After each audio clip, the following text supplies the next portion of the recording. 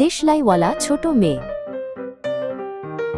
বছরের শেষ সন্ধ্যাটি তুষার আর ঝলমলে শীতলতায় মোড়ানো ছিল। মানুষ উষ্ণ কোট পরে তাড়াহুড়ো করে হাঁটছিল। তাদের জুতোর তুষার চাপা শব্দ নরমভাবে ভেসে আসছিল।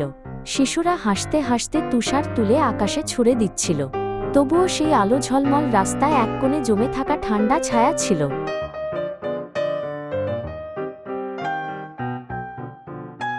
সেই নির্জন কোণায় একটি ছোট মেয়ে কাঁপছিল, যেন ভঙ্গুর একটি পাতার মতো। তার জামাটি ছিল পাতলা আর ছেঁড়া, যার ফাঁক দিয়ে শীতের বাতাস ঢুকে যাচ্ছিল। তার খোলা চুলে আস্তে আস্তে তুষার জমে উঠছিল। একটি ছোট হাতে সে ধরেছিল একটি দেশলাইয়ের বাক্স, রাতটা কাটানোর তার একমাত্র আশা।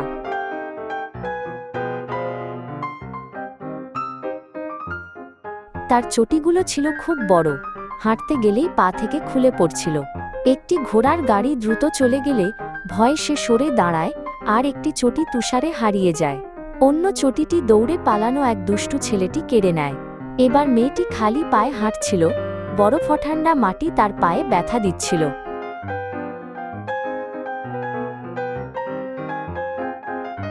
দুটি পাথরের বাড়ির মাঝের সরু ফাঁকটিতে সে আশ্রয় নিল। দেশলাইয়ের বাক্সটি পাশে রেখে সে নিজের পাতলা হাত দুটো জড়িয়ে ধরল উষ্ণতার জন্য। মানুষ তার কাঁপতে থাকা ছোট শরীরটি না দেখেই পাশ কাটিয়ে চলে যাচ্ছিল। তাদের উষ্ণ হাসির প্রতিধ্বনি দূর থেকে ভেসে আসলেও তা কখনোই তার বসে থাকা ঠান্ডা ছায়ায় পৌঁছায়নি। সে ভাবল ঘরে ফিরবে, কিন্তু ভয় তার হৃদয়কে বরফের মতো শক্ত করে ধরল। সে একটি দেশলাইও বিক্রি করতে পারেনি, একটিও না।